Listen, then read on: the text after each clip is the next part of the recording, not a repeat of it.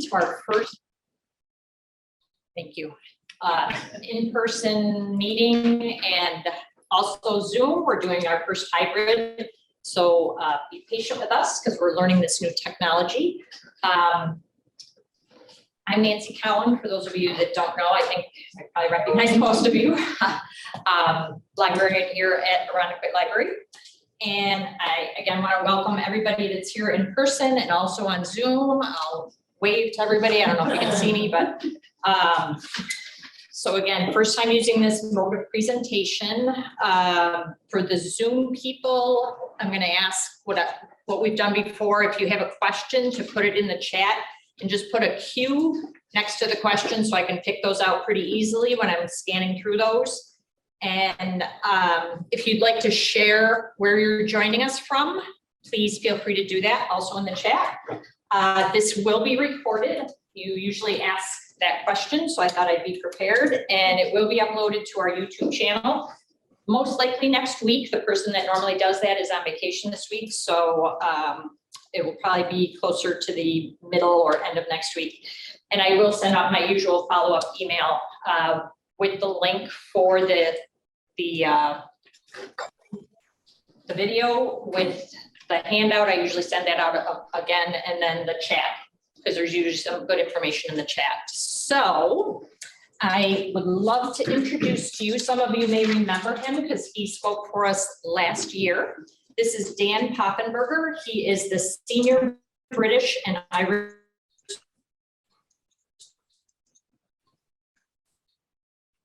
Research Specialist. Can we get that, make mute all current? Oh, sorry. Okay.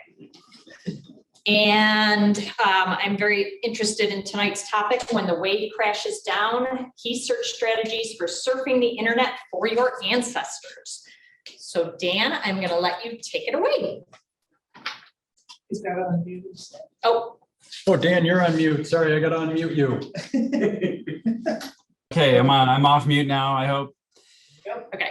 I don't know how many of you heard me last year, not that it matters, but I feel like you're sort of gluttons for punishment, I suppose. But welcome back. I'm excited to be with all of you today. This class is one that I love teaching. I do have a few concerns. Most in particular, I'm going to show you a lot of things where doing research where things go wrong. And my concern is that by the end of this presentation, you'll feel like you may never find anything again. And that's not my intent. I suppose the one biggest takeaway would be to think creatively as far as your searching goes. That would be what I would hope. So what I tried to do is, the first time I've done a handout this way, is talk about the different types of searches that we do, the potential pitfalls, as well as possible strategies around those pitfalls. So I'm hoping that this will be demonstrated. I'll be doing this live using the internet. The concern I have there, or at least if I were you, the concern I would have is that I'll just start clicking around and you won't know where I'm clicking or what I'm doing or searching. So what I plan to do certainly is to go slowly so that you can follow, and to describe hopefully clearly what I'm doing, what I'm searching. But also it's being recorded. So if you're interested, then you can follow up that way. The reality of it is, and I'll start following the handout now for those of you. So I won't be demonstrating just yet. I'll talk here for a little bit, but it's impossible to do family history research now without being online and searching online databases. The interesting thing about that actually is that even myself, who works in the Family History Library in Salt Lake City, you start to fall into this trap of, well, everything's online, which it isn't remotely the case. Heaven forbid that we have to write a letter to access records, really old school, but or go on to microfilm, and we have still a huge microfilm collection, all of which has been digitized, but not all of which is just freely available to everyone. So, so having said that, I think when we're searching online, there's a temptation to just hit that first search screen. And I'll start sharing my screen now. And it's not going to be very exciting. It's just going to be a web page here, the Family Search homepage. But I think the temptation is to get to a website like Family Search, and this page is a little different because there isn't a search. If you click on search just up here in this menu bar across the top, then you get a search in records, and from here you get a search box, and hopefully the internet won't be slow. You get this search box, and I think the temptation is this becomes your jumping off point for searching. Likewise, at Ancestry's homepage, you'll see over here in the corner, they have a search right on the front screen. We love to start searching, and I think that can be a little bit of a problem. It's what I kind of like to call the spray and pray, meaning we don't know what we're searching exactly. We just feel like we're searching all of Family Search, or we're searching all of Ancestry, and somehow it's going to go through all this stuff and find the record that we're looking for. I very much am a believer in thinking about our research problem. What are we trying to solve? Whether it is birth information, or the parents of an ancestor, or a marriage, or whatever, and then think about what are the sources that will help answer that question for us. And so, as an example, the thing that I prefer to do on any given website, and I'll start with Ancestry here, is up where it says search, again in this bar across the top. I'll click on search, and then I'll come down to card catalog. I love to go to the card catalog because, again, I kind of feel like searching an entire website from that first search screen is a bit like trying to search an entire file cabinet of information in one go. And it might do very well.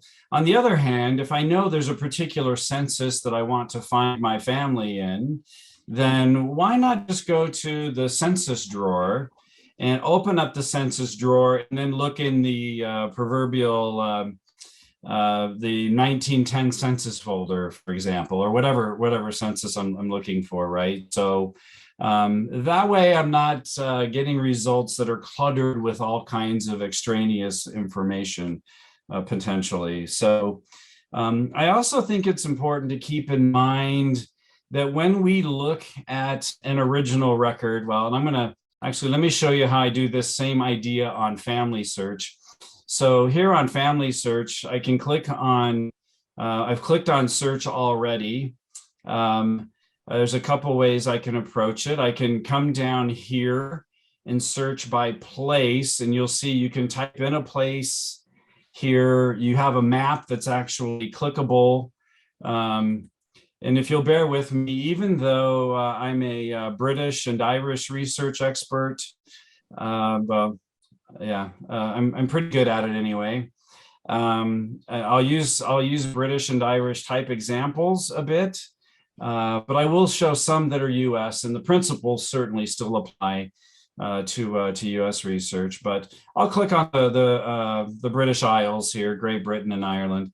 And you can see when I do that, I can choose England here, for example. And as I do that, I will get a search screen that in theory is looking at all of the indexed historical records for England that are on Family Search. The thing is, even from here, we still don't really know everything that's indexed. And when you consider what it takes to get a record something original to where it is searchable, then it can be a bit difficult and it's important to remember that there are so many places in the process where something can go wrong. And so I'll just click on just one entry here, the 1861 census, for example. And without even searching for anyone, I just want to show you an original record that has been digitized in this case. And so I'm filtering my way in. And so I've clicked on view all the images. You can see what a horrible search this is, unless you happen to know a film number. But in this case, I'm just going to click on an old census image. So please don't worry about where I'm clicking right now, because you really wouldn't want to go in this way. But as it turns out, I'm in an 1861 census for BB. And so here we have a page, right, that presumably is searchable when we do an online index. Now, in this case, you have a census. How the process for this census was: a form would be handed out called a household return. They would be passed out to each household. The household was expected to fill this form out. Of course, no real understanding of what their literacy was. They would fill out the household return, and then on the census date, an enumerator would come around and collect those forms. And for those who weren't able to write, then they would fill out the forms for those households. Okay, and then the enumerator would go back to their office and they would copy the household returns into enumerators' books. And what we see here are the enumerators' books. So we're not actually seeing the original, we're seeing a transcript, if you will, of the original, a handwritten one.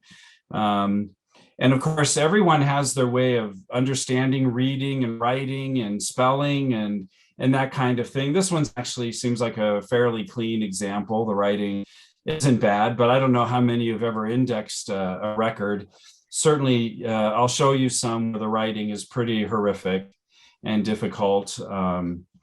And so, it depends on the writing instrument. At some point, of course, we have some transcription or some typing that puts it into the database. So people are reading and typing, and, if they're missing keys or they make a mistake, there can be a problem with the index there. Then that information is put into this large database. Someone has to decide which of these pieces of information, or whatever the original record is, which of the pieces of information are they going to index? And that may be important. A great example is when people do census searches, they often will put a city, a county, and a town, and a state where their ancestor was born, yet the censuses typically don't record a city, a county, but just a state. And so in a US census, adding that information actually may not help you, and in some ways could make it a problem for you. Right, there can be typos as information is being entered. So you have all of these areas that are open to interpretation. And then when you add to that the fact that there are search algorithms, right? There are computer behind the scenes sort of things going on that say, okay, this is what you put. And I'm going to switch back to an Ancestry, just sort of the main search page here. This is what you typed into the search. And so we think that this is what you want to see, right? And that, who decides that, and how does that work? And on each website, it's different. And so clearly there can be real issues that are there. So I've put in the handout there four key principles that I believe we should follow. And I'm not one to say never or always, quite honestly. So I would say, never trust an index. And I don't think you will after we go into demonstrating, actually. But never trust an index. At Family Search, in fact, I'm going to go back to a Family Search search screen here, and see if I can move that out of the way. Now, you probably aren't seeing anything right now because I moved the Zoom. Can you see everything okay? Yep. Okay, good. I couldn't go back without doing something to this effect. So just going back to a Family Search. Well, we have this list here, and again, I'm using England, and I'll do show all here. And as you come down, these are all supposed to be indexed records. Okay, but I can assure you, say for England, Cambridge Parish registers here, that there are way more than 473,000 people who I would expect to show up in those registers. When you look at the potential numbers of records, Cornwall also strikes me as being a bit low.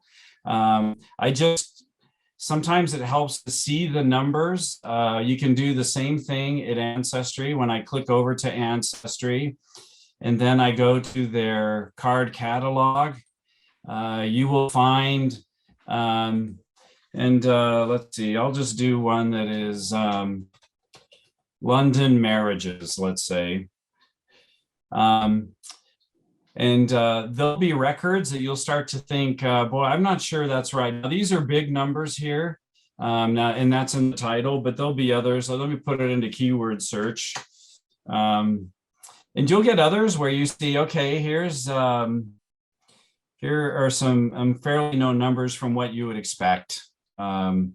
In the 20s and 20,000 range, sometimes 3,000. So one thing that's important, I'll always pay attention when you're looking at a particular database, how many records are there and does it feel like it makes sense? Also, never trust a spelling. I would hope that none of you would be the kind of person who is like, well, you know, our Smith spelled it with a Y, not an I, because 99% of the time, our ancestor is not writing their name in a record. They're not, nor are they looking over somebody's writing it and saying, oh no, we spell it this way. And so I would hope that none of you would be, spelling that. I've actually told my kids to put on my tombstone, never trust an index and never trust a spelling, both. So, and so the other thing is never trust a search algorithm. Pay attention, like the worst search results I can get. I was having this discussion with my manager today. The worst search results are 0 because I just don't, in most cases, I don't believe that's right. I would rather have too many entries to look through than not have enough. So, and then always be curious. I actually bolded that. A lot of the things I'm going to show you came about because of searches I was doing, but also because I was just curious. When I saw a list of search results, I thought, why did that search result pop into my list? And why did it give me that? And even though somebody wasn't my ancestor, I wanted to know, why was the search algorithm giving me that and saying that this was something I wanted to look at? So, all right. Okay, let's see again. I know how I want everyone to feel like I followed the handout. So just about to where I want to be. I've already, this first item under primary search boxes, potential pitfalls and possible strategies. I've already discussed the idea of using catalogs. I'll use, here's on Find My Past. I don't know how many of you use that one. For British research, we have the big three, we call them. Family Search, Ancestry, and Find My Past. Even though I work for Family Search, I love all of them. I'm a genealogist at heart, and whatever website has the records that will help me find my ancestor, that's absolutely my favorite website in that moment. So At Find My Past, if you come up here to search, and then you come down here to all record sets, then you can start to refine what you'll be looking at. And I'll be using that as an example here in a little bit, but I would be cautious about that front page. There's the analogy that I talked about earlier. And the next search strategy would be, let's cast a wide net. What I mean by that is, again, I would rather have more search criteria than not enough, or more search results than not enough. I think the temptation is sometimes that when we get into a search box, we want to fill in all of the boxes or most of the boxes. So coming back here to the Ancestry search screen, let me show more options, and you can see there are all these different options. One example for one search that I almost never use, for example, and I have a note further down, is I almost never use the gender search, male and female, because if I get a female named William, or I get a male named Sue, I'll use that old Johnny Cash, the boy named Sue. If I get a male named Sue, something is up. I usually given names actually will sort of sort out male and female. So why would I feel the need to click that? Because I would hate, I'd hate for that to be an issue. And again, I'll demonstrate it. So I think it's important that you think about what you need to fill out and to think about it in terms of what the record actually indexes and how it actually provides information. Another thing, for example, why would I put in marriage information if I'm doing a census record search? Like, that doesn't make any sense because, you know, relatively speaking, other than like the 1900 census, really, most censuses don't really ask for marriage type information. So you do want to make sure the search sort of matches the record that you're looking for. Now, a number of my examples are going to use Ancestry.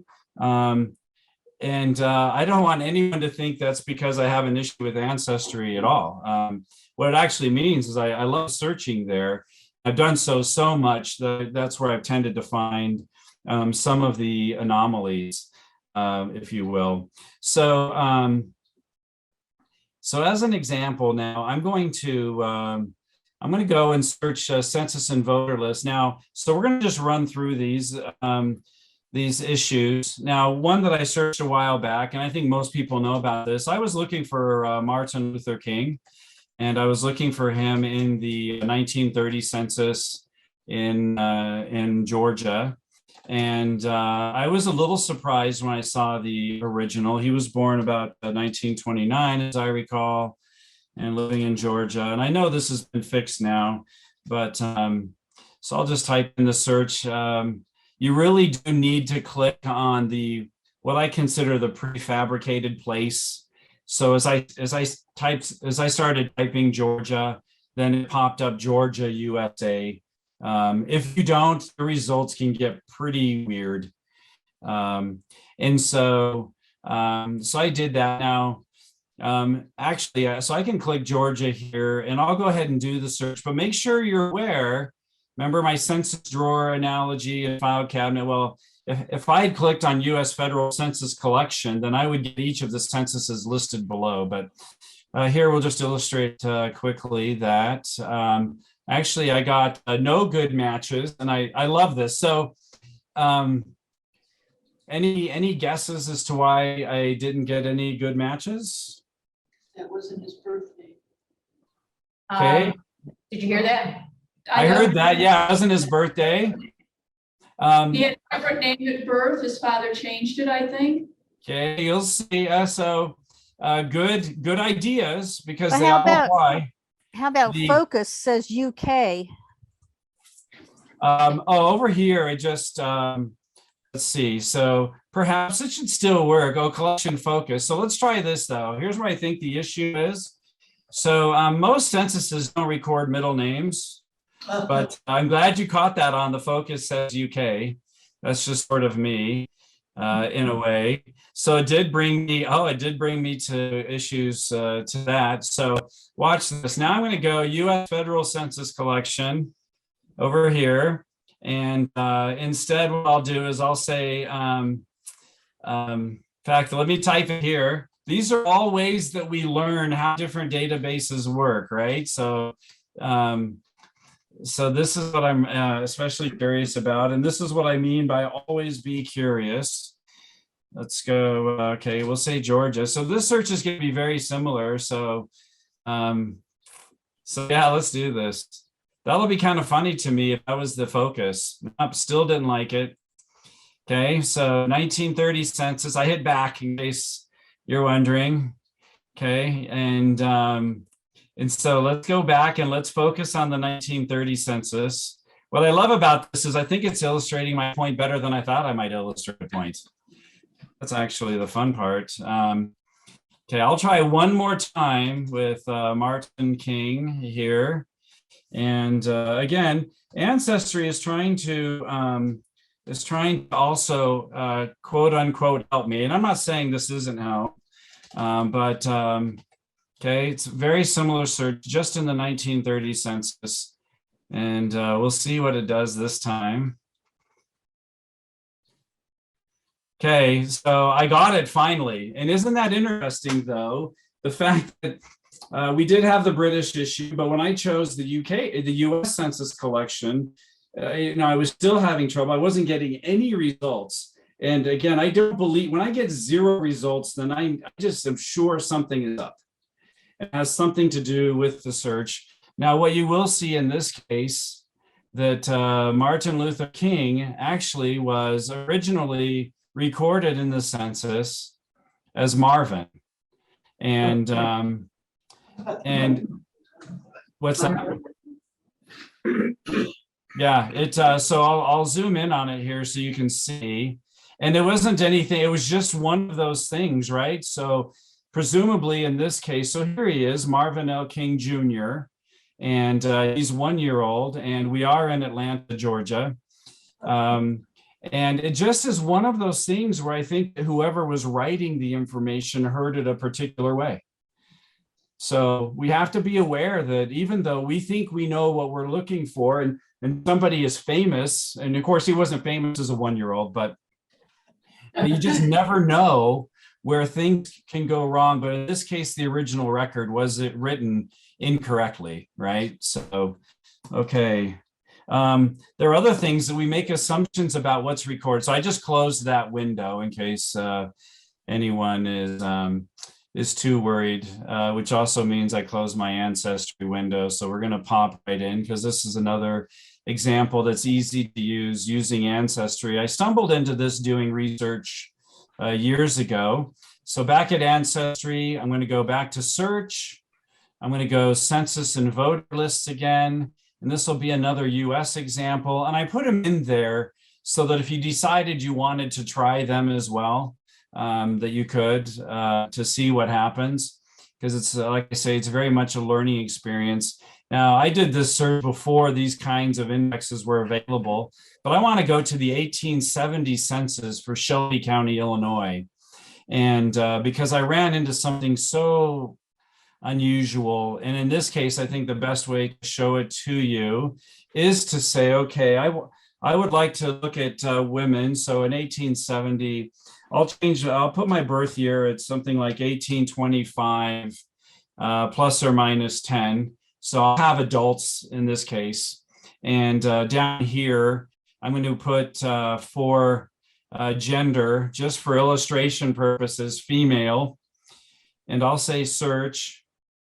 Oh, I didn't put Shelby County, Illinois. So my bad on that. So let me go back. Although, okay, there's 3 million gals in the United States, apparently, that fit this description. So let's go Shelby County, Illinois. And by the way, go ahead and type your questions in the chat. If you can't tell already, I'm a fairly relaxed person, probably too relaxed for some. I love doing the live demonstration because this is real life. This is what you're all doing in your homes and everything. I love the idea of learning from each other, but If you do have a question, I don't mind it being asked if we think it applies right, to what we're talking about. But also, I'll stay on afterwards for as long as you'll have me, and as long as you'll let me go to answer questions in that. So, all right. So the 18, I want Shelby County, Illinois, specifically to illustrate something that I stumbled into. So what I noticed here was I started to notice a lot of women without first names. Now, we're seeing a few here, but now here we have a Jones, whose husband, it would seem, is James A. We have a Milligan, a Curry, a Moore. Some of these have been edited, a Woolard, a Sigler. I'll click on one and show you what was happening in Shelby County. It was a very sexist thing. I'm joking a little bit to use sort of modern terminology on this. I don't know that if it was or wasn't, but what you'll find is that the census enumerator, for whatever reason, instead of writing a woman's first name, felt like just Mrs. would be enough. Oh my God. So you see, so we have Eli Bunch and Mrs. Bunch. We have E.H. Batty and Mrs. Batty, Jesse Bland and Mrs. Bland. And so what can happen is if we're looking for a female ancestor, who's to say that we aren't dealing with initials, or even worse, not even really a name, right? Just a title is what I ended up running into. So that's that bullet point. And again, we don't expect that when we're doing our searching, but we need to be aware that these things exist. Another sort of fun example that I'll run into, and this was one that I saw and thought, I wonder why that's the case. So I'm just backing out. This will be a UK census search. So I'm just going to click on search here, census and voter lists. And this time I'm going to come over here and click on the UK Census Collection. All right.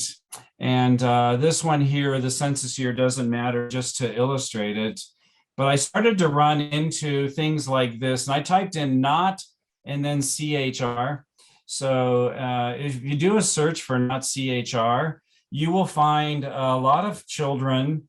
Now, this is through several censuses, but our number is sitting over 2 million, where we're getting not named. This would be not named Rivers and not named Wheatley, or not christened.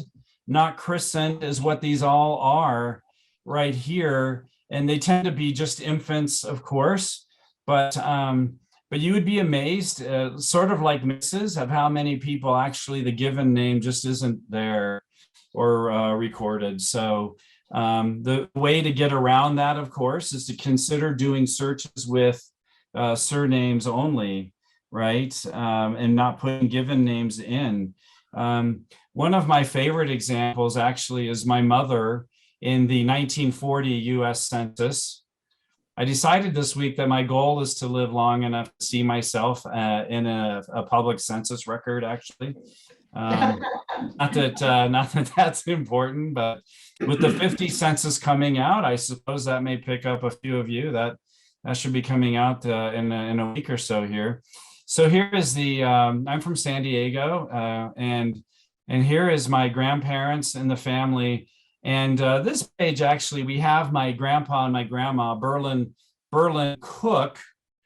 Now, to illustrate another point, originally, as you see in the index down here in the bottom, it says Berlin Cook. I can assure you that about 4 or 5 years ago, it actually said Berlin Rook and was indexed as Rook rather than Cook. And so you can see how the check mark sort of gets in the way there, right? But then I come down here to my mom, who's on the next page, and Ancestry actually has my mother. Let me come up to the top. My mother's Donna, and Ancestry actually has her indexed as Dama Roy Cook.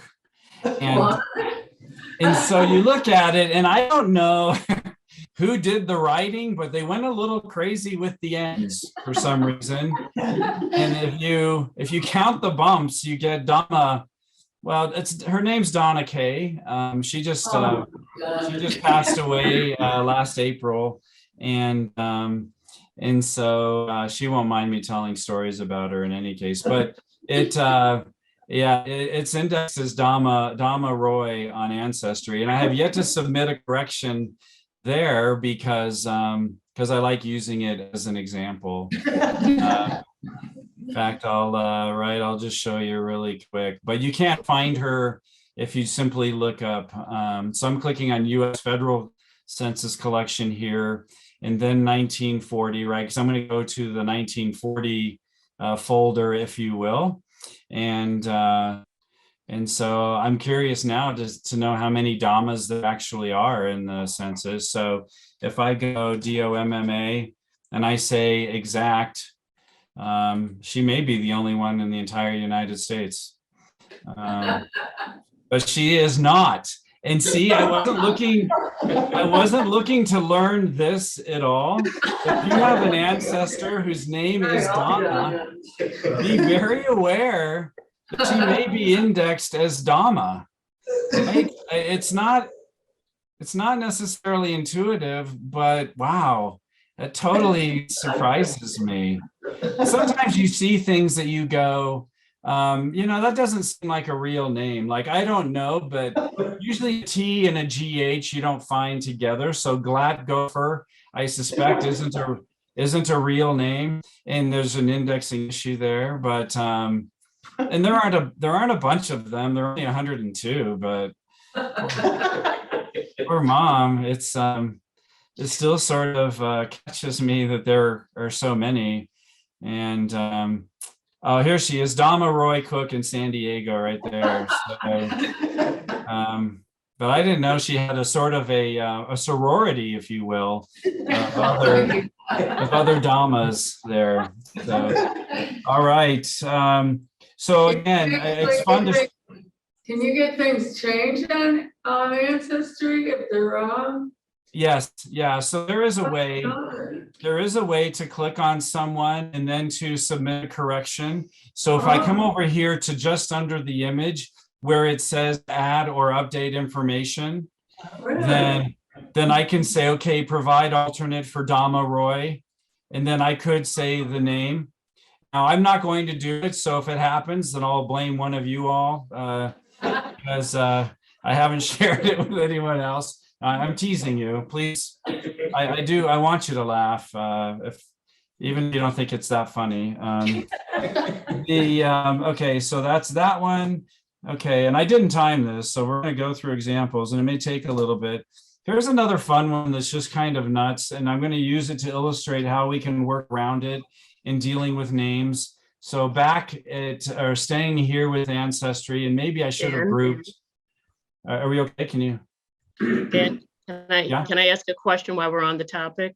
Oh, yes, for sure. Okay. I have a birth certificate for my grandmother, and her mother's listed as by first name and married last name. That's it. No maiden name. Yeah. Her father's name is on it, and his name matches her last name as well. Yeah. No clues, and we've been researching this for a while. We're still having difficulty trying to pinpoint how to, as you say, get around, how to circumvent this type of error in the census or the birth certificates. So my first thought would be where we're not getting the mother's maiden name, if we on like a death record, right? The key thing most people look for the death record for is for the individual themselves. But my thought would be, are there other death records of siblings where the mother's maiden name might end up being listed? Would be the very first approach, and perhaps you've done that, but we looked for death records for her. Yeah, but I'm not sure. And there were other children listed. When they ask you, are there other siblings or children that are live births? There were other siblings at that time, but of course there's no names. I don't remember or recall names of those siblings. Right. That would be my goal, would be to figure those siblings out and see if we can find another opportunity. I mean, for a woman, of course, the primary way we get a maiden name or hope to get a maiden name is on a marriage record. That would be our initial hope there. But there is a sort of a secondary way. It is secondary information, finding a mother's name on a death record. It's because it's a secondary piece. Okay, and then we can talk some more, Desiree, if that's okay. But I thank you for your question. Thank you. We're going to go through to this is another example, kind of an unusual surname, Beharrell. And I had a series of Beharrells that were born in Hull. And as I look for them, I do get a list of Beharrells that are here. The problem is I don't come anywhere close to getting all of them. Now I'm going to take this slider here and move it from exact over to exact and similar. So now I'm letting the computer algorithm decide what is similar to Beharrell. So I'll hit apply and we'll see what happens. And hopefully I start to see some variations. But what's really interesting is usually results, whether it's Ancestry or Family Search. Actually, I'm not getting any variations because I don't think the computer algorithm knows what to do with it. Let me open this search up. I still have just 8 listed there. So let's just open up and see how it behaves if we go even broader.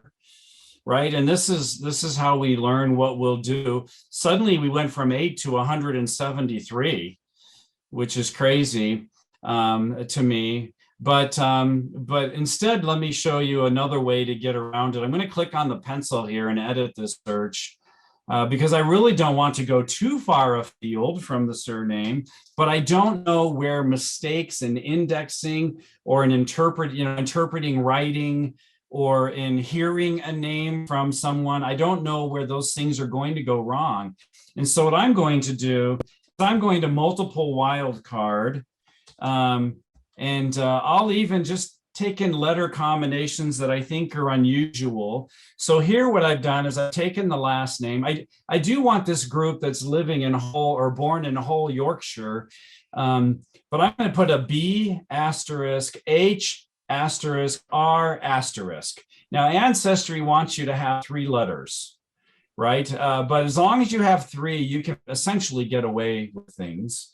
Okay, so I'm going to click on search here.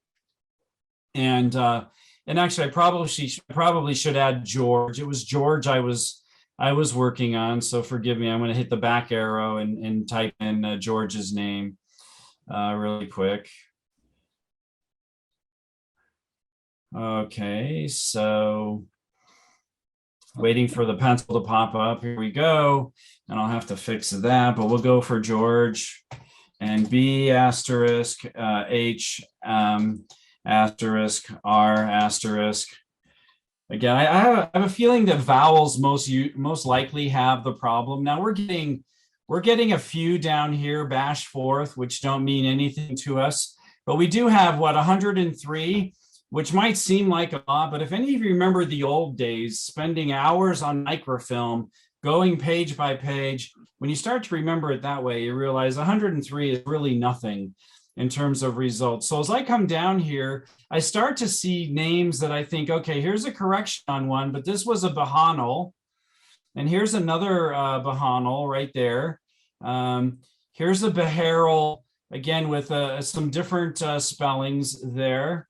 And we'll go past these ones. Here's a Bahars, which ends up being a Beharrell as well, but it was originally written as Bahars. And so really the lesson here is use wildcards to your advantage.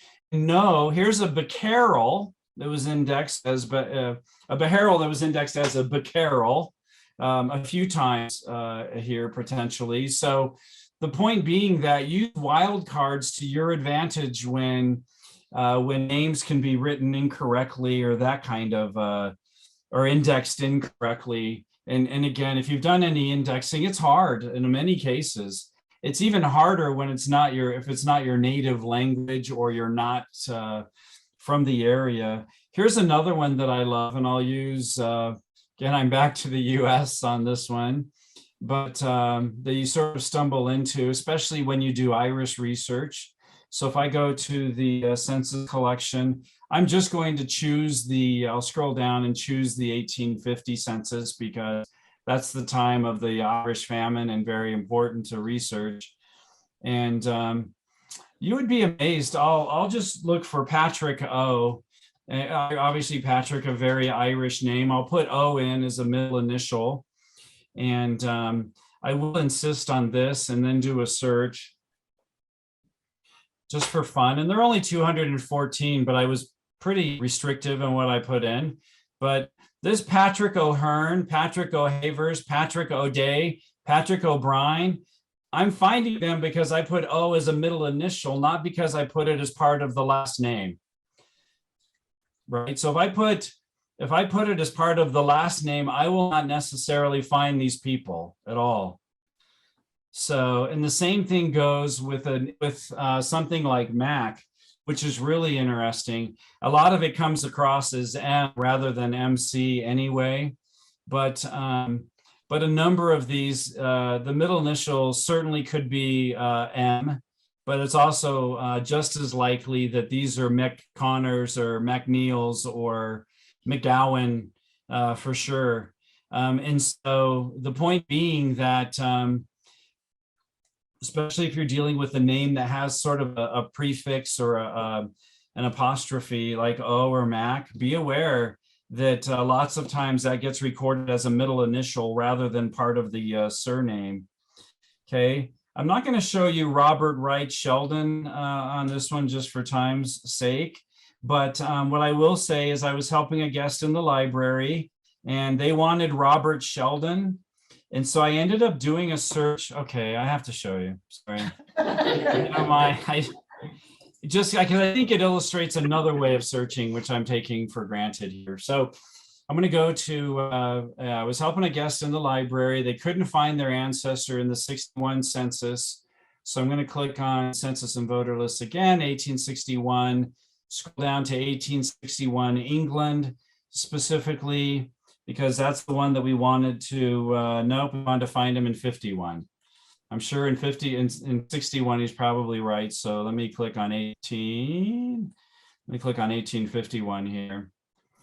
Okay, and they were looking, like I say, they were looking for Robert Sheldon, who was in Staffordshire. And so if I do a search for Robert Sheldon, who is residing in Staffordshire, okay, we're going to choose the prefab place that Ancestry gives you. And I don't need to, of course, there's no reason to put it. I've self-selected 1851, so that part's done.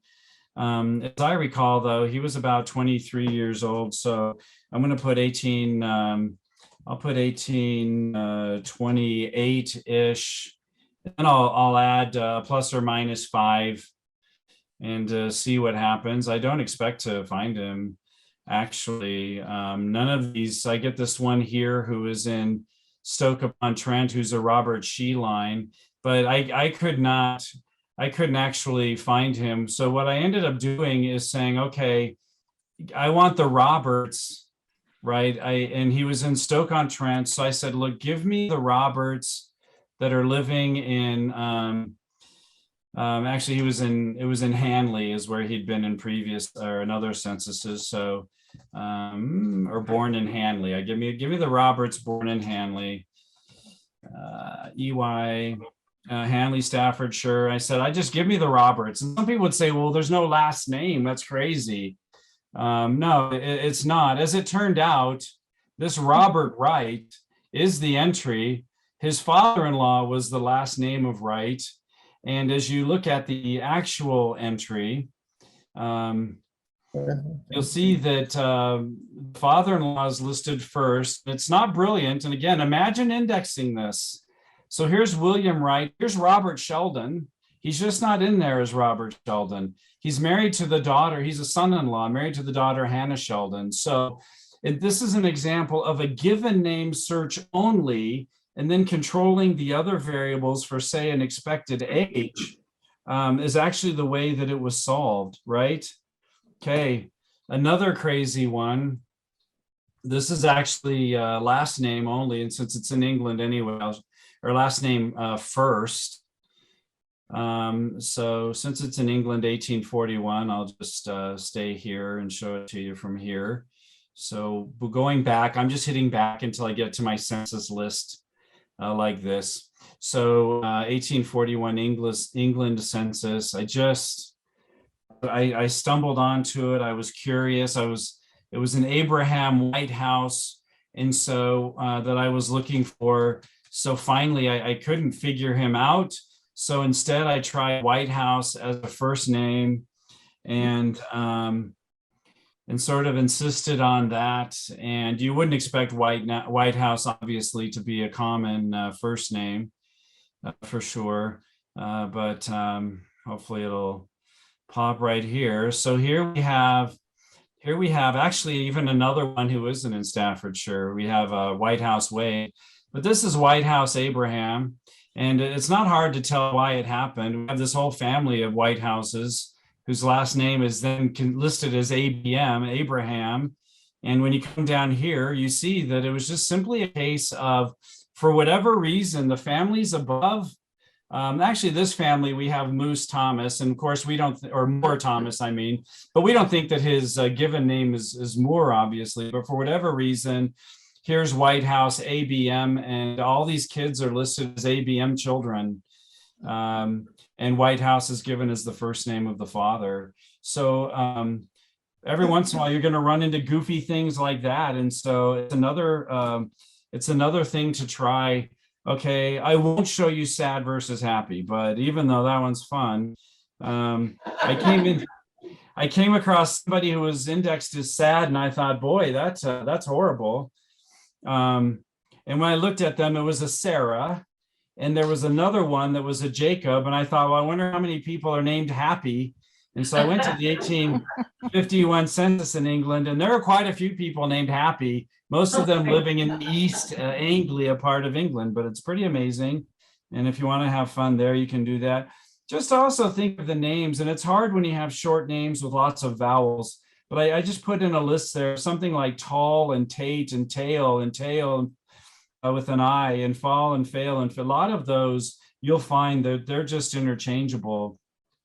Okay, here's another one that was really fascinating. This was at Find My Past. So I'll show you this here. Now, I've shown you how to get to the record sets on Find My Past.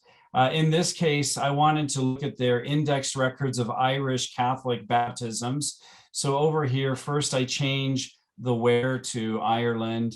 And then if I type Catholic up here, then I'll get to this list. So it's the Ireland Roman Catholic parish baptisms. And this is one that a colleague showed to me. So they were looking for children to Humphrey and Abby Hinchin. They're living in Bantier, County Cork. So I'll put Hinchin in here as a name, and we'll go variants. And one kind of fun thing with Ancestry is it gives you down below, it says how many results you're going to get. And so it kind of is nice to be able to play with your variables to see what it will do. But I'll choose the Catholic parish of Bantier, County Cork. And as I put that in, I'm getting 14 results. And that's all I put was a last name. So if I'm looking for children to a couple, why put in given names when I can try and get the list through last names? And here we'll see Humphrey and Abby. I don't know how many we're going to get. One. Here's a Humpsy and Kate. I doubt Humpsy is actually the actual given name. At least I hope not, for that person's sake. We have 1, 2, 3, 4, 5. I have 6 that are showing to potentially to that couple. If I put in down here mother's first name, and maybe I'll even try something like Ab with an exclamation, with an asterisk, I mean. So here I'm getting 6 results. Okay, and so how can I change this to maybe see if there are others that I'm missing?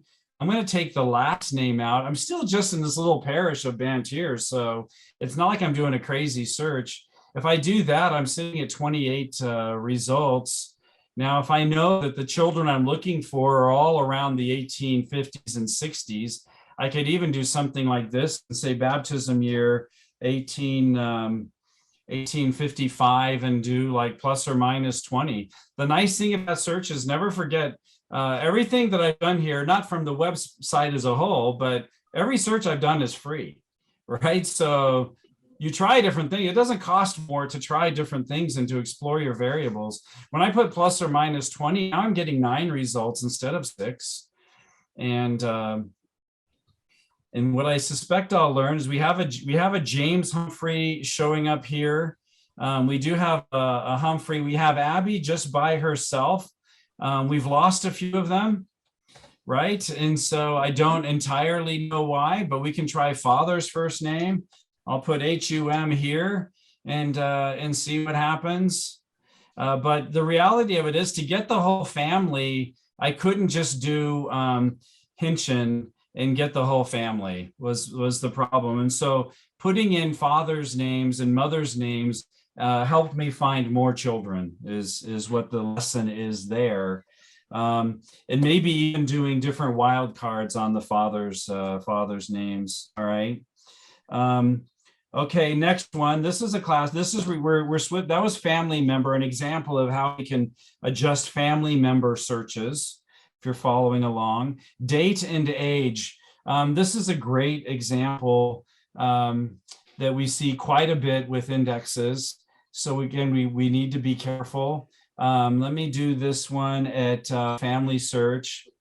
And what I want is the 1861 census. So I'm already here on my England list of databases, and the England and Wales 1861 census is on my list.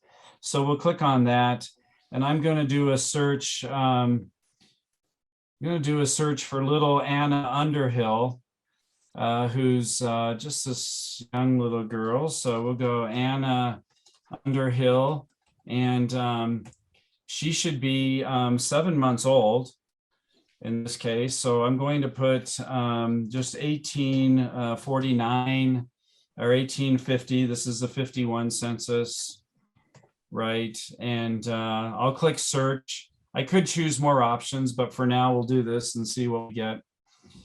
And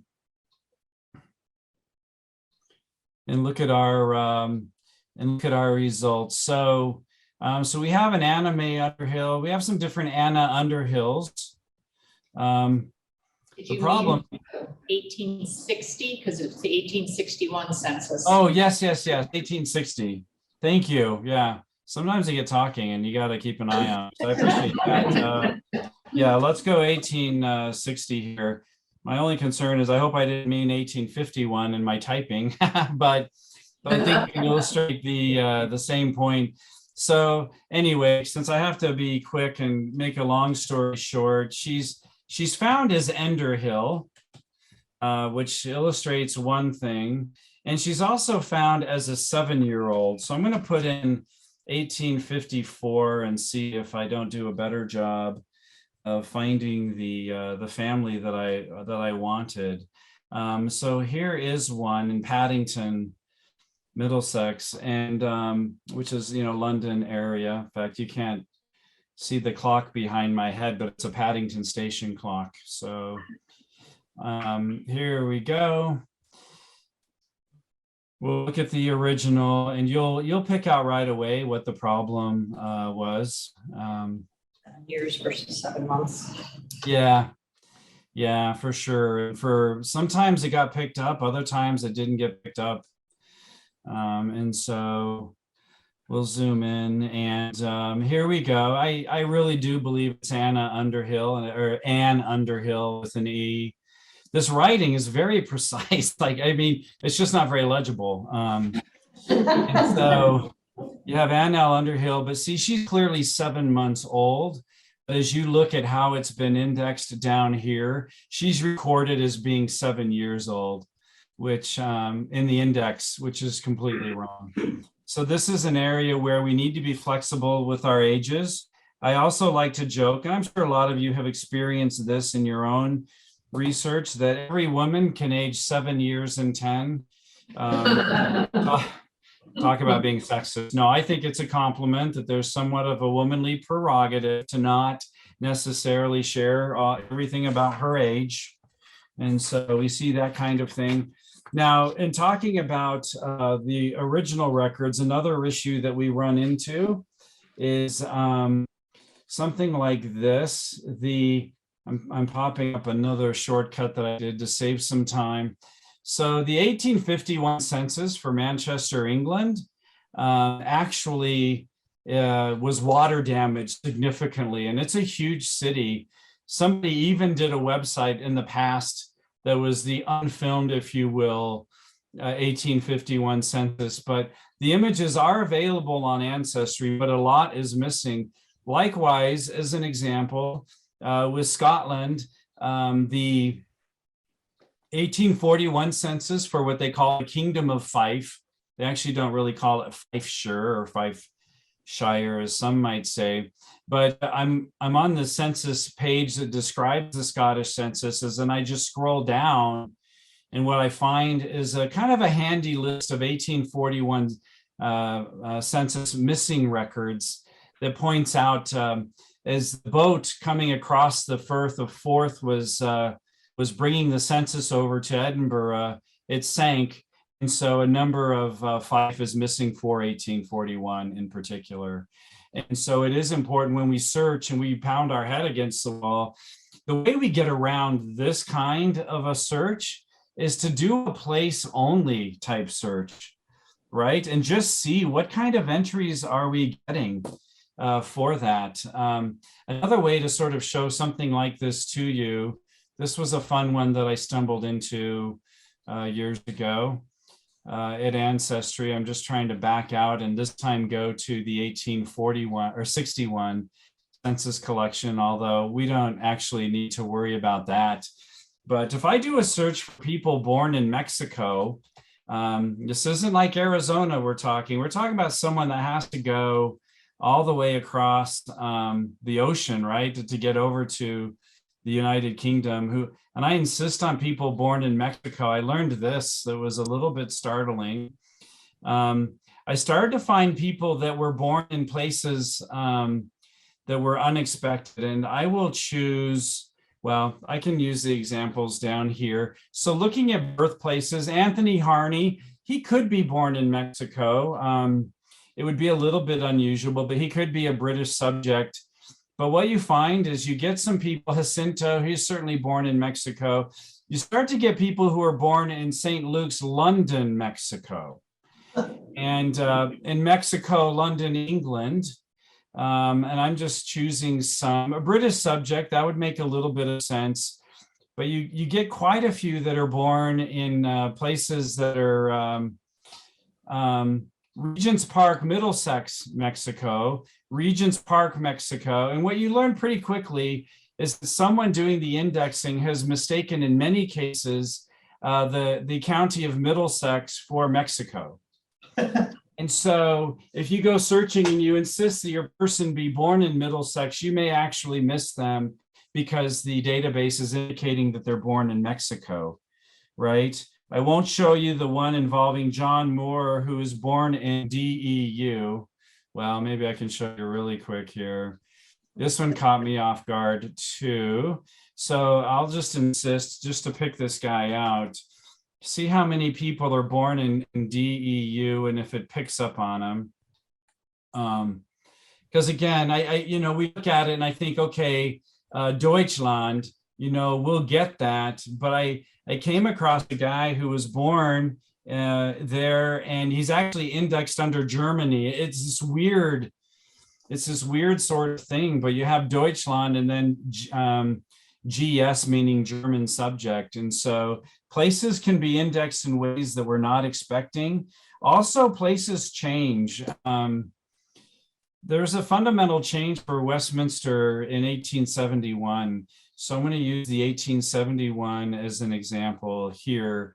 The England census, if I look for people, and I insist that they be born in Westminster, Middlesex, England. Okay, let's see how this middle, there we go. And I go exact. I need them born there then in 1871. I'll get a particular number here. I get 32,786 people that are born in Westminster. Now, if I edit my search and I say, no, now instead of people born in Westminster, Middlesex, I'm going to insist that they be living in Westminster, Middlesex. Okay, if I can actually type Middlesex correctly. England, and go exact just to that place. I have 32,000 people born in Westminster, Middlesex. I have 0 living in Westminster, Middlesex. If I insist on that. Again, it's probably terrifying to some of you. The way you get around it is just test. Again, 0 is the worst. So just test what's happening here to try and understand. So if let me try just Westminster and see what my England options are, right? So I'll see if I can get Westminster, London, England, and see if this gives me anything, right? And I'm actually just testing it for fun. I'm getting 293,000 people. A lot of which you wouldn't say are actually Westminster. The first ones are all sort of St. George, Hanover Square. But what you want to do, when I came back and you guys saw me type Westminster, suddenly it said, no, you must not have meant Westminster. You must have meant London, which I didn't. But again, these are things that we learn and why websites will sometimes try to outsmart us. Okay, let's see, what else can I show you? We're past the top of the hour, so forgive me. I'll just choose some of my favorites that I have left, perhaps. This is a brilliant one that's still sitting out there that I think we will find really interesting. And if people have to leave, by the way, I assure you I won't be offended. I know I can be a little long-winded, so this one for those, since I want to give you a US example just for a change of pace that I ran into a while back. I'm going to use, and this is the bottom one of the place issue, or the place issues that are on your handout, that last bullet point. So again, the fastest way for me to get there is just go to census and voter lists, and then to the US Federal Census. And then this will be to the 1850 database for the US Federal Census. And then this will be for Jackson County, Tennessee. And there are a few ways I could do this. I could insist on people living in Jackson County, Tennessee. Instead, on the right here, I'm going to use the browse. I do think this is a helpful and very underused feature. So I'm going to come down here to Tennessee, and then I'm going to choose Jackson County. If you know your ancestor lived in a particular place and you're having a hard time finding them, this is absolutely the way to go. But I'll choose District 12 right here. And as I do, I'm going to see that there are 31 pages for District 12. But when I get up to right around, I'll go to image number 20 here, or page 20 should get me pretty close. We have page 523. This is 262. Do you see? You can see the stamped number, so I know it's kind of small. Maybe that'll be better. 262. I'm just going to click this right button and keep looking at images. So the stamped was the front side of the page. This is the back side of stamped page 262. And then we should get the front side of the stamped page 263. And we do. And now we should get the back side of stamped page 263. And so we expect that this is the back side of 263. Now we'll get the front of 264. Okay, and there we do. And now we expect the backside of 264. Okay, and we expect that that's the backside. And now we'll go one more, and we will get the front side of 265. Or no, maybe we won't. What we actually get is 10 missing pages of the census that are for Jackson County. And I realize it's just 10 missing pages, and maybe your ancestors aren't in those 10 missing pages. But they are. They do exist, however. So I'm going to go to family search. And again, this isn't about family search or ancestry. The lesson here is different websites have different things. Even when the database is the same, it's a different index. It's the records may end up being different. So I've gone to my search again. I'm going to choose the United States of America. Census is a federal record. So I clicked on the United States up at the top. Okay. And I'm going to say show all 1,440, and we're going to go through them one by one. I'm just checking to see if you're listening. I'm not actually going to go through them one by one. I'm just going to click on all of them and then just drag this down, because the censuses, you kind of run into them pretty easy if you don't go too fast. Here we go, United States, 1870. We can do the same thing at family search as well. This can be a little intimidating. Now we're going to browse all 1,049,000 images, which we won't actually do. It's okay to click there. Okay, now we're going to go to Tennessee, and then we're going to go to Jackson County. And then we already know in this case that it's District 12. And now we're going to get to the family search way of doing the same thing that we just did at Ancestry. We've filmed it a little differently. So here we're only showing 15 images, which might just seem a little bit strange. This first one that we get, let's just have a look at the number here, 246. And I'm going to go up to like 10 and see how this does for me, because I tested it yesterday, but do I remember exactly what I did? Not necessarily. So what am I? I'm in District 12, right? I know I did this exact same thing yesterday, where the number looks like it's going to be a little bit low for what I want, because we're 252. So give me just a moment, and I won't feel too bad, because again, this is real life when we're doing our searching. Let me click back. Oh, because it was the 1850. I did the exact same thing yesterday. You would think that I would learn that we don't want to be in the 1870 census. That's really horrible. I can't believe I did it 2 days in a row. I don't know why the 1870 is like so heavily on my mind or something. Let's see. So sorry about that, but again, I'll take solace in the fact that I imagine you all have done something like that as well. So only difference is I get paid to do that is the only difference. for better or for worse. I get paid. So all right, let's see. Hopefully we're close. So 1850.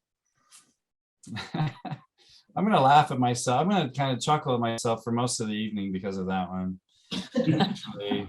Okay, here we only have to browse 489,000 images, and then we should be able to get to it. So again, Tennessee. And if anything, you remember, because I've done this idea twice, Jackson. And then we have to click on Jackson County for whatever reason, but that's fine. But we're not getting necessarily District 12, so we have 338, right? And so I'm just going to bounce up to District 12, which I think will be, as I recall, it was somewhere around 250 images in. It's a little unfortunate that we didn't break it down better. Okay, that was too far. So we get to do what I like to call the Price is Right higher lower game. and sort of change images, but here we are. We're really close. So there's the front page of 259, and so I'll go to about 206 and see where we are. Okay, just to prove to you, so there's 262. I could do the math, and some of you math people are probably, I'd just add 6 or 7 and you should be there. Here's 263. Okay, so front side of 264 is coming up, back side of 264, front side of 265. There it is. Lost on the Ancestry website for whatever reason, but it does exist at Family Search, right? So be aware of that. I won't show you that my grandfather is a girl in the 1920 census in Iowa, Merle, and it's actually indexed as Merle Taffenberger, T-A-F-F. But when you're a Poffenberger, you're used to that. And Merle, I guess it's a name that can be a girl's name as well. But had I chosen just the male Merle Poffenbergers, then I would not have found Grandpa in Moulton, Iowa. Okay, so this next one scared me. I was helping a guest last week and it threw me off. We have a database at Family Search. Okay, so again, I'm clicking up here on search, going to records, because this is how most of you get into our records. And I'm going to- Can I ask a question real quick? Yes. How do you search by person first or place first? Well, so I think of it more of what is the record that I want that's going to answer the research question. So, so what I'm really doing is I'm limiting place by going to a database that covers the specific place that I want as a start, right? So in this case, I'll see if I can make this this apply to the answer. I think I can. So I'm going to, let's say I know I have an ancestor in Middlesex County, England, which is the county that London has been a part of historically. Of course, now London's grown all over it, but let's say I have an ancestor who I'm confident was living in Middlesex County, England. And I know that Family Search has a database of Middlesex church records. And so I go here because I don't want to deal with all of England, even though it's a smaller country, certainly compared to us. I don't want to deal with all of England. I want to deal with this idea that I know my people should be living in Middlesex County. So here's a database that we have of Middlesex parish registers. So I click on it, and then I certainly often would prefer to do my search from here. Now here, because there's so many little parishes, especially right around London, I might get a little jumpy about searching by a place within Middlesex County, because there are lots of little parishes that, well, here, I'll give you an idea just for fun, and hopefully this is educational. And if I'm offending anyone by going long, then please forgive me. It's not my intention in any way. I feel like I've covered a lot of different strategies, so hopefully you feel good about that. And this was kind of the last one on my list in any case. We have a really cool resource for those of you who do have English ancestors anyway. If I go to familysearch.org/MAPP, map with an extra P. I don't know why. That was a tech person who decided that. You can't get to regular Family Search.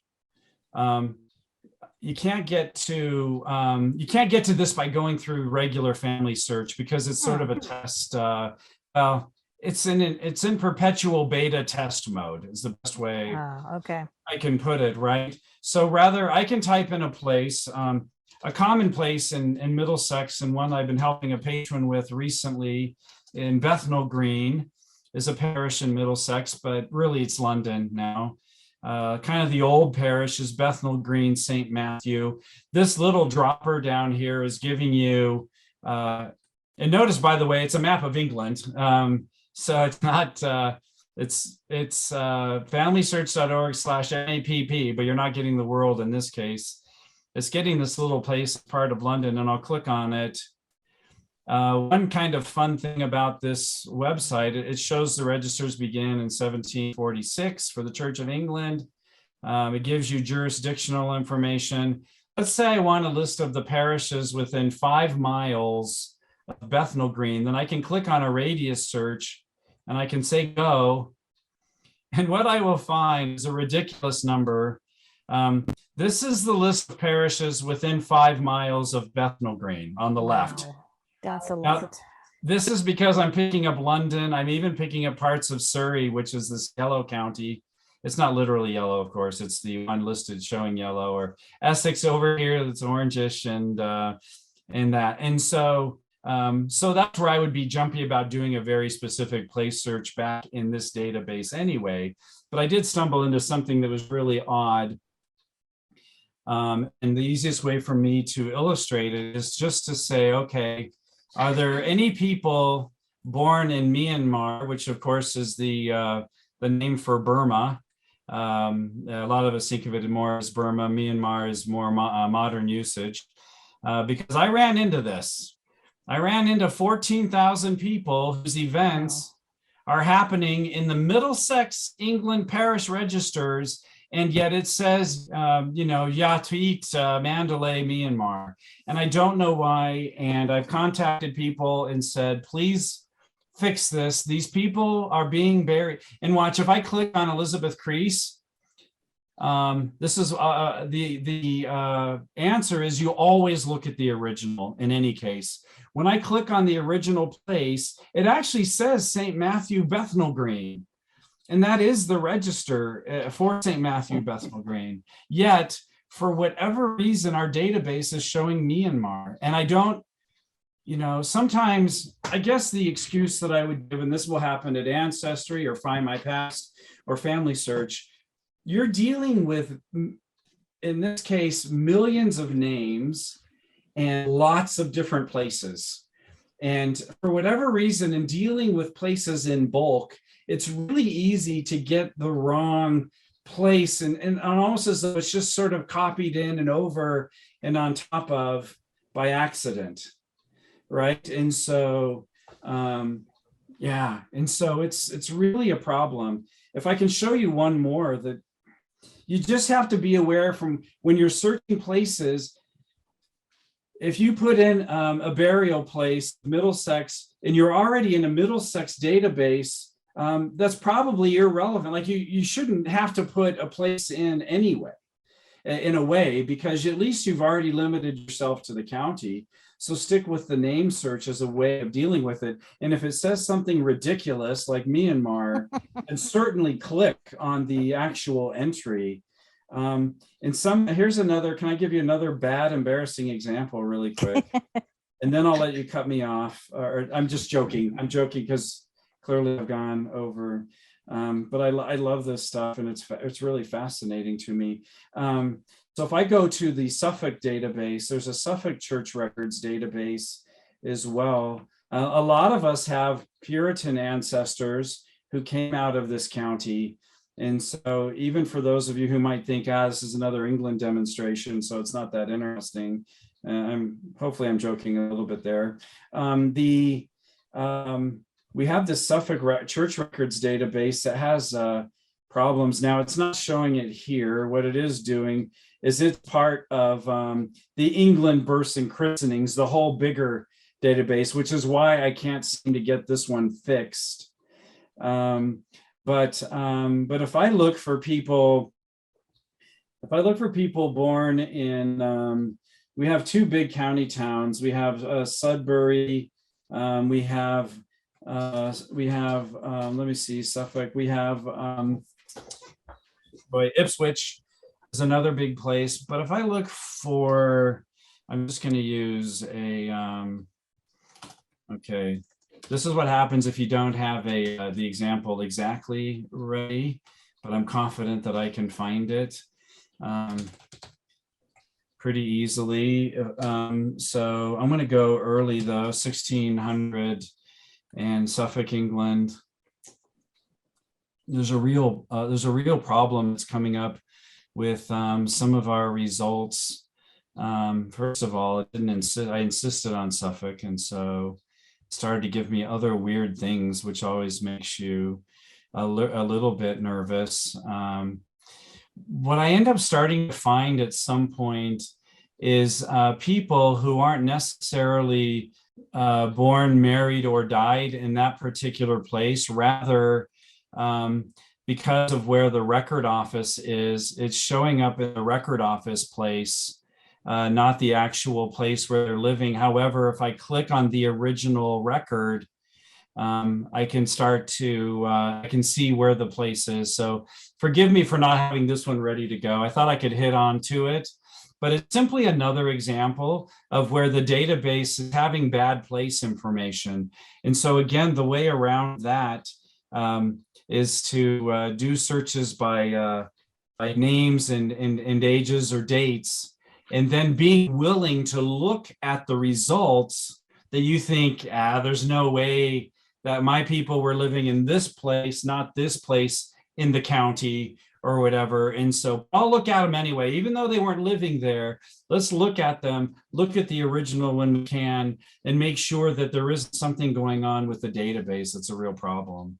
And so again, always look at the original. I don't know, I probably didn't put that in there, but always look at the original, because some of these databases can just be a bit off, and you'll end up with the wrong places. And then you'll put it into your tree, and then Ancestry will start hinting at the wrong place, and Family Search will hint at the wrong place. So never put information in without having looked at the original to be sure that you're looking at the right thing. So anyway, okay, I'll stop talking. And hopefully, though, it's been educational in an interesting sort of a way, and that it opens your mind to thinking of lots of different ways to do searches. Yeah. Oh, one last thing, sorry. At Family Search, one nice thing that I will say when you're using wildcards is you can get away with using just one wildcard, or like one letter. So when you do your search, just hitting the back arrow here to get off of the Thomas Smiths. So what I can do is I can wildcard, with just an S, if that's what I want to do, and get all of the surnames that just start with the letter S, right? So yeah, so that can be kind of helpful. We don't require 3 letters like Ancestry does. I'm not saying that's better or worse. Just be aware of how the different websites will behave differently without. Some websites won't allow wildcards at all, so. Okay, I'm done. Okay, yeah, I was just about to ask you if that asterisk as a wild card was across the board, as in on all the websites. Certainly the major ones it works. For the major websites it will, but there are a few. I mean, again, it won't be that interesting, I suppose, to you, but they're like Roots Ireland doesn't let you do it. Which, by the way, is an example that I didn't show. Roots Ireland, I had a guest come into the library last week, sitting down with her, trying to find out where in Ireland. I get a record.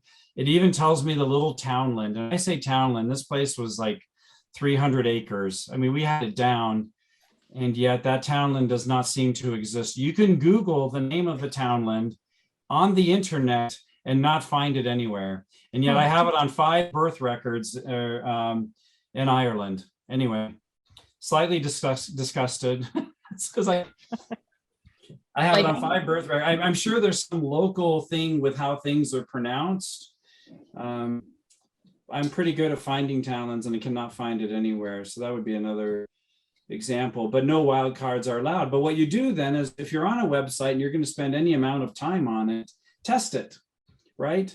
So test it, and maybe it'll tell you need three letters before it will let you wildcard. But you don't learn unless you try, and there are too many websites out there to create a list or something. So. So I do have a couple questions in the chat. This one is a kind of sidebar question. Crystal asked, does anyone know if there is a way to download to Excel your find relatives at Roots Tech matches? I haven't tried to do that. I did most of that on my phone.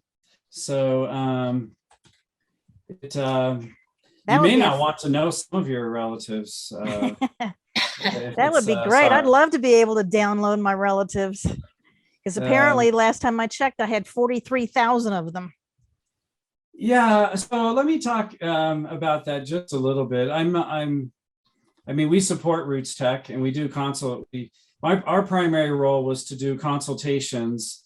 So I'll click on connection here on the Roots Tech page. And I think some of our classes are there until the 1st of April, I want to say. Let's see. So that was sessions. It's been a couple weeks since I've been to I've gotten to the relatives relatives. thing through the Family Search website. Oh, yeah. You can do it there too. Okay. That's the video. I think Corey, a colleague of mine who I work really closely with, is actually doing that. Okay. So Family Search, yes. Lots of fun things here too. So if I go to Well, just wait it's till it under Get scrolls. Involved now, or It's is that it- first box that still scrolls. Discover, yeah. we have Click that next. one. Click next right there. Oh, right here. Yeah. Okay, so stream Until you get to it. There it relatives. is. There we go. Yeah. Few cousins. That's Thank how you. I've been getting to it. Yeah. There's always lots of it's a horrible expression, but there are usually a few different ways to skin the cat. Yeah. Although I wouldn't skin a cat personally. I have 28,000 is the list here. The thing with this that can be, okay, this will be excuse me, a little bit of my own cynicism, I suppose. And what I mean is like some of the relatives will be, I have my grandma Poffenberger. She has one line that goes into New England pretty early, the Smedleys. That seems to be how I end up being related to a lot of people. So we're going to an ancestor that's 7 or 8 or 9 generations back, and then we're coming down. I have to admit that for me personally, these ones here are really close, like this Nancy Lawson, who's a close relative. And that's my sister. I had no idea she was going to sign up for this. And Lisa Bowers, that's my cousin for sure. She lives right up by my brother. So these ones are certainly really, really interesting, especially if you don't know who they are. I don't have any first or second cousins. I start off with third cousin.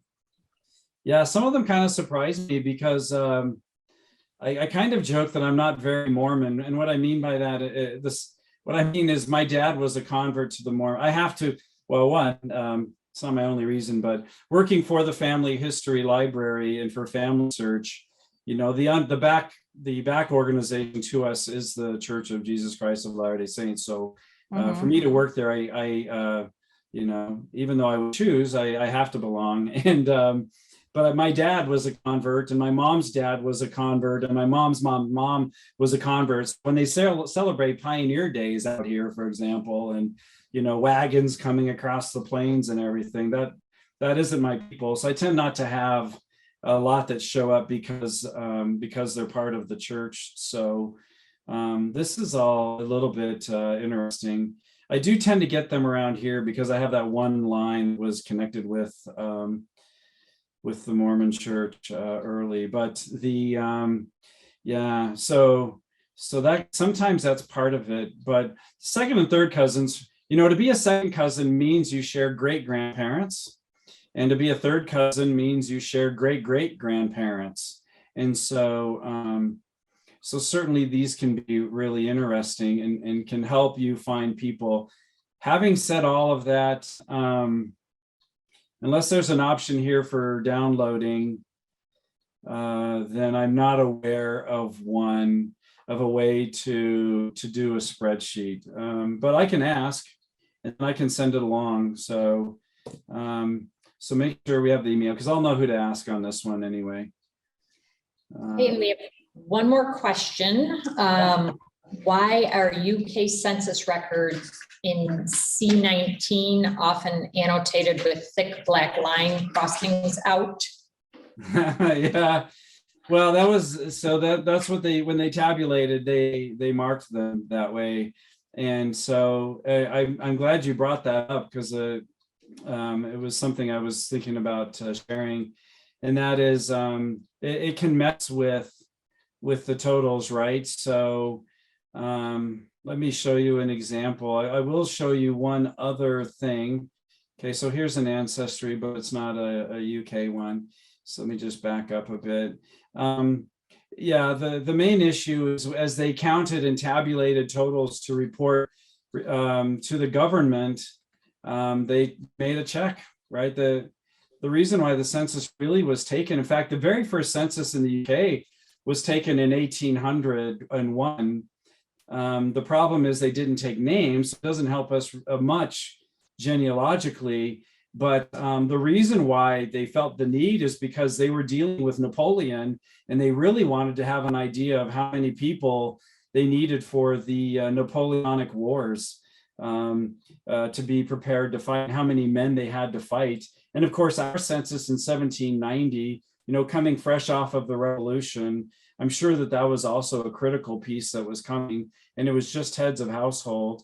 But I'll just as an example here, I'll insist on people named Happy and show you kind of what you mean by your question, but also something else to watch out for with this particular census. So I'll click on Happy Brown, who's living in Gloucestershire in the city of Bristol, and we'll look at the page.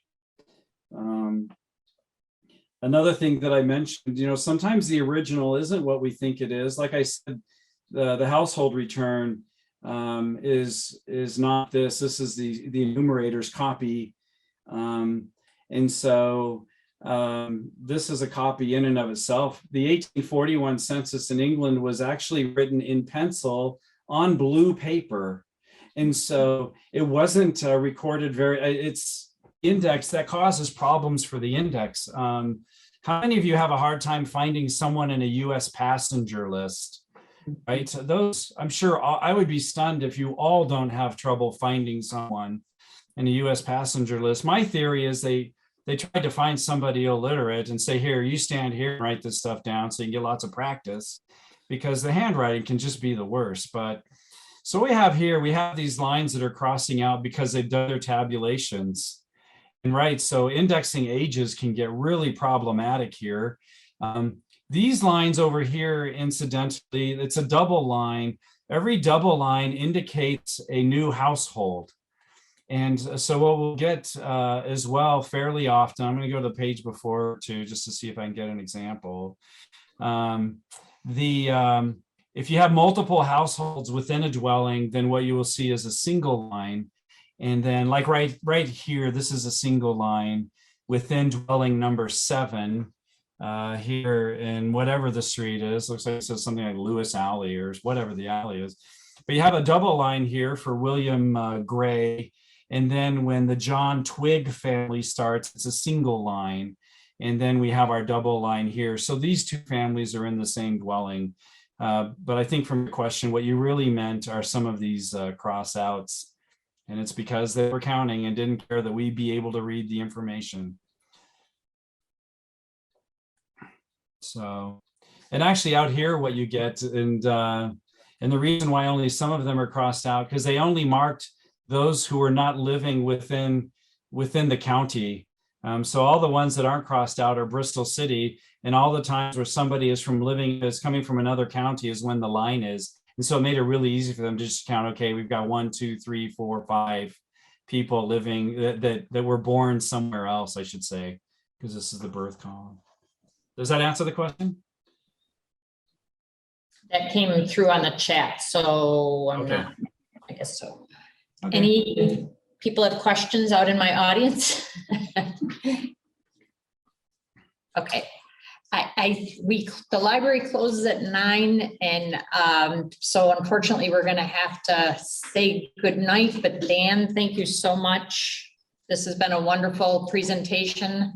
It's always good to have you come and visit us at Arundecoit Library. Yeah, anytime.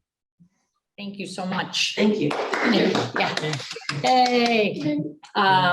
And to everybody still listening, I will, like I said, be sending out a follow-up email with the link to the video and the chat, because there's some good information in there.